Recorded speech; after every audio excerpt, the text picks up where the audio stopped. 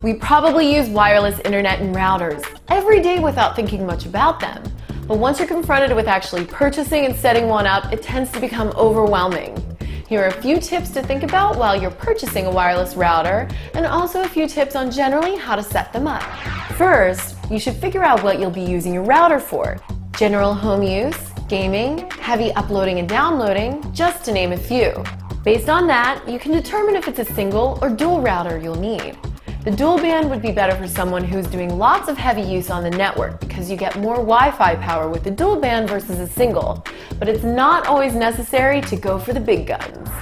Then there are all the different numbers and letters associated with the router. The most common number you'll see is 802.11. It simply means the device holds to the standard of the Wi-Fi Alliance, which is usually synonymous with what we call Wi-Fi. You'll also see the terms B, G, N, or a combination of all of those while looking for a router. They refer to the different generations of signals that are transmitted from the device.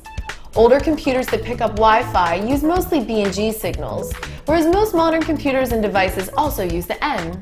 Depending on how many walls and what type of building you're in, you might want to take into consideration where the antennas are on your router. Mine is built in, which is fine for general home use, but something with a little more power could be the best choice if you're trying to send the rays through thick cement walls or multiple rooms.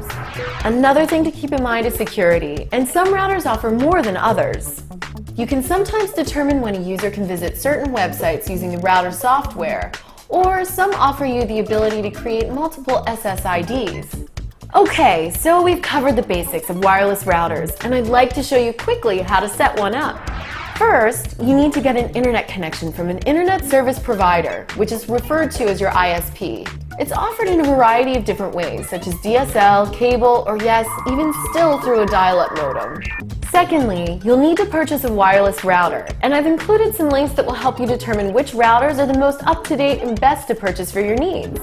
Once you've got both of those components ready and an Ethernet cable plugged in, you're good to go. Plug in the router, and you should see an unprotected wireless name that corresponds to the brand of the router pop up. After that, you'll certainly want to make sure to secure the network, which usually involves logging into the router either via wireless or through a hard connection. I suggest using WPA or WPA2 encryption because it's the strongest compared to the WEP protection. Make sure to choose a secure password because it's pretty easy to have your wireless network broken into, which could expose your personal information. These are just the basics, but they should get you started and on your way to wireless